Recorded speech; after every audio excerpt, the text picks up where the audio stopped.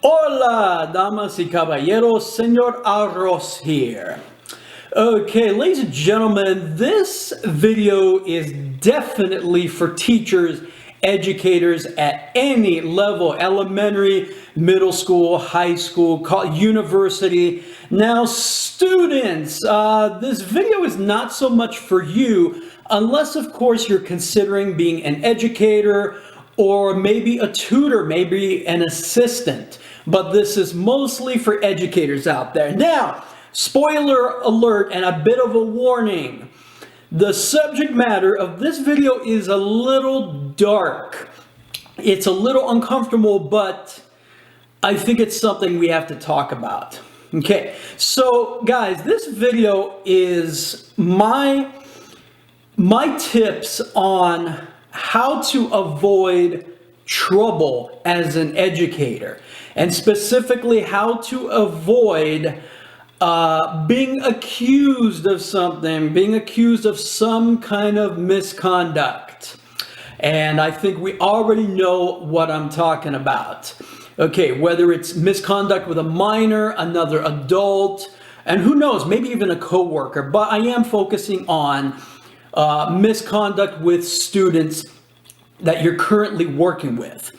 Now, I'm calling this video Be More Paranoid. Yes, you heard that correctly. I am actually advocating for a paranoid approach for all the best reasons, or the best reason of all, which is to avoid accusations and avoid trouble. Because let's face it, we see this on the news all the time. We see this on the media, that some teacher, some educator has been accused, I'm choosing my words very carefully, accused of some kind of misconduct. And next thing you know, they're out of their job, or they're having to hire a lawyer, or at the very least, their reputation has been severely damaged. Accusation should not be equal, good enough, just as good as proof. But a lot of the time, geez, I mean, it sure seems that way. So, ladies and gentlemen, here are my tips, my paranoid tips that I think are useful. I've discussed this with several colleagues of mine. I believe these kind of paranoid approaches are actually good at keeping you out of trouble. Now, here's what I'm getting at. Number one, first of all, do not be in your classroom, do not be in virtually any room alone with a student. That one definitely gets emphasized, I think, across the country, really, at school meetings, seminars. It's kind of protocol. It's that's your first kind of line of defense and common sense. Don't be alone in a room with a student for any reason. That one's very obvious, but I still really want to point that one out. Now, here's where the paranoid part comes in, guys. Here's where I take it to the paranoid level, which I believe will work for you and keeping you out of trouble. Not only am I never alone in my room with a student, I will not even, hold on guys, cat alert. All right, this is my assistant. Thank you, Maria. Yes, Maria is my cat's name. Where was I? So, I do not tutor students alone in my room ever.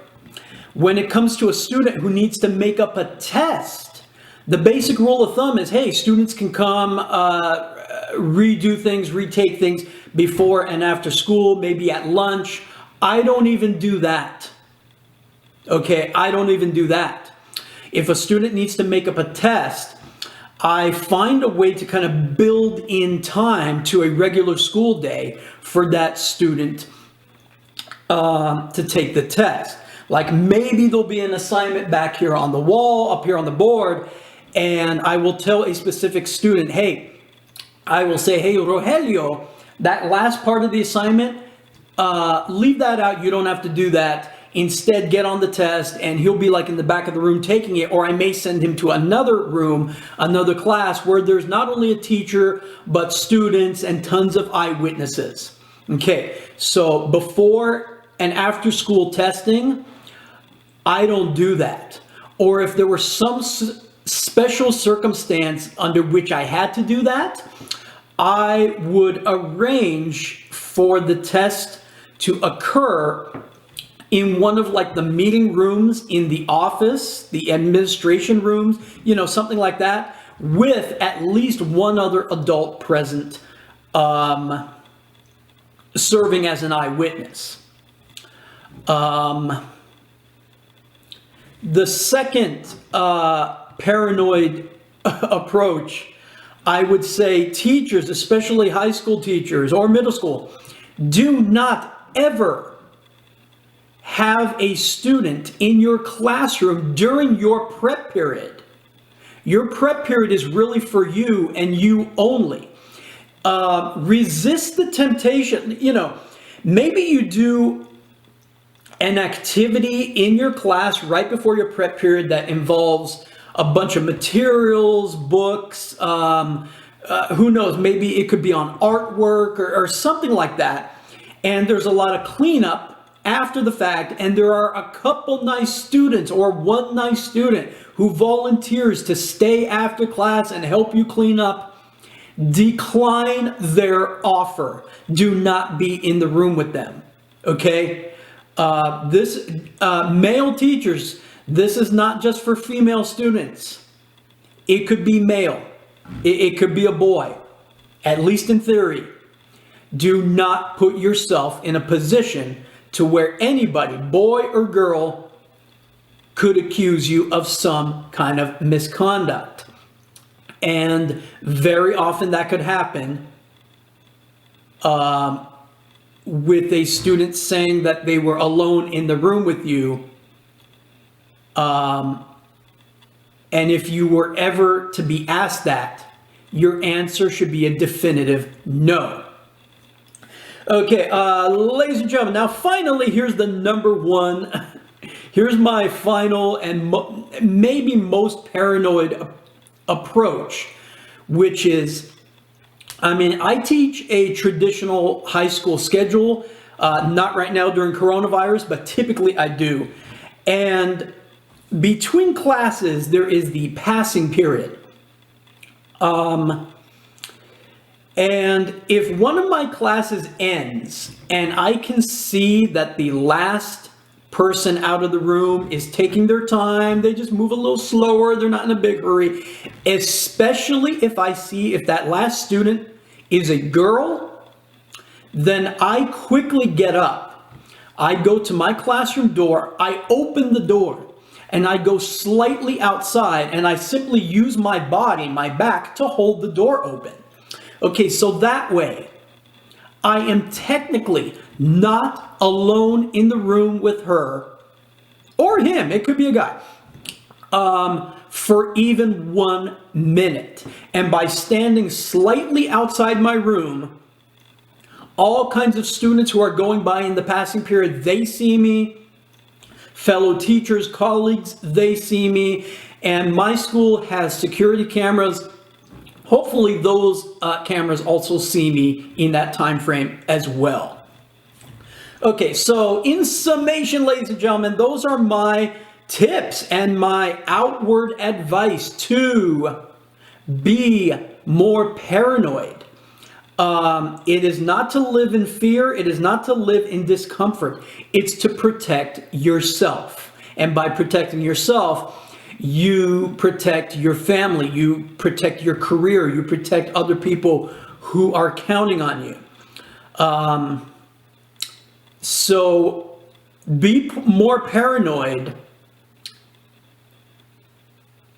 does not necessarily mean, to me, be more cynical about everybody around you.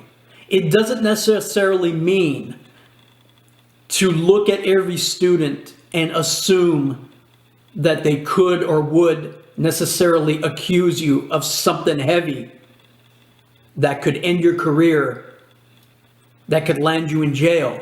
That's not what I mean. Being more paranoid means just taking more concentrated and heightened approach to keeping yourself out of little situations where you could be accused of something heavy. All right, ladies and gentlemen, that's it's. Yeah, I know it's kind of a dark subject. I value your opinion too. If you have something you'd like to add, if you have a comment or a question, please put it down in the comment section down below. So until the next video, ladies and gentlemen, please like, subscribe, share with whoever you want. Gracias por mirar, gracias por escuchar. He dicho.